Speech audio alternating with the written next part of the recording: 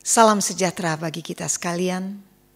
Bertemu kembali dalam Renungan Harian Toraya, edisi Selasa 31 Maret 2020. Saudara-saudara, pembacaan kita pada hari ini terambil dari Efesus 2 ayat 1-10. Efesus 2 ayat 1-10. Sebelum kita membaca firman Tuhan, kita berdoa. Bapa kami yang di surga, Allah yang maha baik, yang selalu setia memelihara kehidupan kami. Kami bersyukur kepadamu untuk hari karunia-Mu, untuk kehidupan yang Engkau masih anugerahkan kepada kami.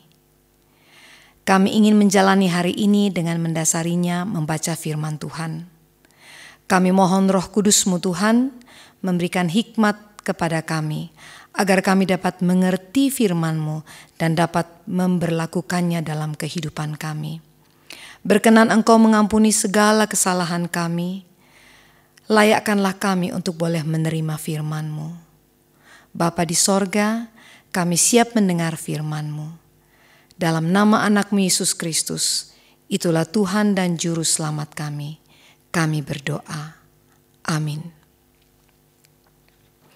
Saudara-saudara, Efesus pasal 2 ayat 1-10. Semua adalah kasih karunia.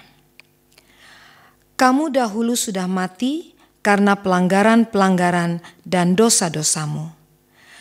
Kamu hidup di dalamnya karena kamu mengikuti jalan dunia ini, karena kamu mentaati penguasa kerajaan angkasa, yaitu roh yang sekarang sedang bekerja di antara orang-orang durhaka. Sebenarnya dahulu kami semua juga terhitung di antara mereka, ketika kami hidup di dalam hawa nafsu daging dan menuruti kehendak daging dan pikiran kami yang jahat. Pada dasarnya kami adalah orang-orang yang harus dimurkai, sama seperti mereka yang lain. Tetapi Allah yang kaya dengan rahmat, oleh karena kasih-Nya yang besar, yang dilimpahkannya kepada kita, telah menghidupkan kita bersama-sama dengan Kristus, sekalipun kita telah mati oleh kesalahan-kesalahan kita. Oleh kasih karunia, kamu diselamatkan. Dan di dalam Kristus Yesus, Ia telah membangkitkan kita juga dan memberikan tempat bersama-sama dengan Dia di sorga, supaya pada masa yang akan datang Ia menunjukkan kepada kita kekayaan kasih karunia-Nya yang melimpah-limpah sesuai dengan kebaikan-Nya terhadap kita dalam Kristus Yesus. Sebab karena kasih karunia kamu diselamatkan oleh iman. Itu bukan hasil usahamu, tetapi pemberian Allah. Itu bukan hasil pekerjaanmu. Jangan ada orang yang memegahkan diri, karena kita ini buatan Allah, diciptakan dalam Kristus Yesus untuk melakukan pekerjaan baik yang dipersiapkan Allah sebelumnya. Ia mau supaya kita hidup di dalamnya. Amin, firman Tuhan.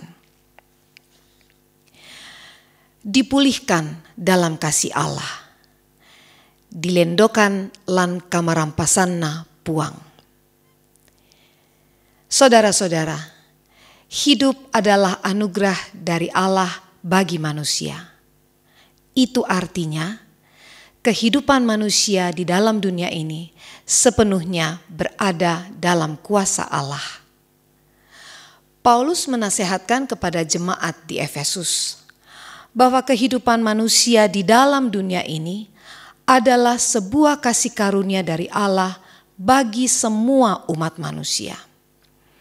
Dalam nats ini, kita akan bersama belajar dua hal tentang perjalanan hidup, hingga kita dapat mengakui dalam kehidupan kita bahwa hidup ini adalah kasih karunia dari Allah. Pertama, Paulus memulainya dengan kalimat, kamu dahulu sudah mati karena pelanggaran-pelanggaran dan dosa-dosamu. Dalam ayat ini, Paulus menasehati bahwa manusia mati karena pelanggaran dan dosa terhadap Allah. Ketika manusia melawan Allah, disitulah manusia berdosa dan upah dari dosa adalah maut. Kedua, karena awalnya kita hidup dalam dosa, maka kita sebagai orang yang berdosa membutuhkan yang namanya keselamatan dari Allah. Meskipun segala upaya rohani, keagamaan, ritual, perbuatan baik, amal, dan berbagai kepercayaan, semuanya itu tidak dapat menolong manusia untuk dapat keluar dari belenggu kuasa dosa yang menguasainya. Oleh karena itu, Allah bertindak dan tidak membiarkan manusia binasa dalam dosanya.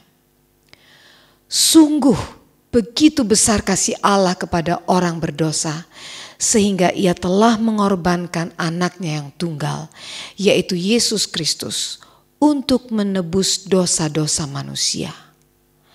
Yesus Kristus yang telah mati untuk kita, supaya dengan jalan itu kita boleh dihidupkan kembali. Jadi, dengan penebusan Kristus, manusia telah dibenarkan Allah karena tindakan imannya. Sebab iman kepada Yesus Kristus itulah yang telah menyelamatkan manusia. Amin. Mari kita berdoa. Kembali kami tunduk kepala di hadapan-Mu Tuhan, karena kami sudah boleh mendengarkan firman Tuhan. Engkau telah menguatkan kami, sehingga kami dapat menjalani hari karunia-Mu dengan tetap setia berada dalam jalan kebenaran-Mu. Bapa di sorga, kami mohon berkenan Engkau memegang tangan kami untuk tetap setia mengikuti perintah-Mu, sehingga pengorbanan Yesus Kristus yang telah mati di kayu salib untuk menyelamatkan manusia tidak sia-sia. Hikmat-Mu Tuhan kami mohonkan, sehingga kehidupan yang begitu indah yang Engkau anugerahkan kepada kami dapat kami lalui dengan tetap setia kepada Tuhan. Kami percaya jika kami mengandalkan Engkau dalam kehidupan kami boleh berjalan dalam jalan kebenaran-Mu. Ke dalam tangan pengasihan-Mu Bapa, kami menyerahkan seluruh kehidupan kami. Kami mempercayakan kehidupan kami hanya ke dalam penyelenggaraan Tuhan. Dalam nama anak-Mu Yesus Kristus, itulah Tuhan dan Juru Selamat kami. Kami berserah kepadamu. Haleluya. Amin.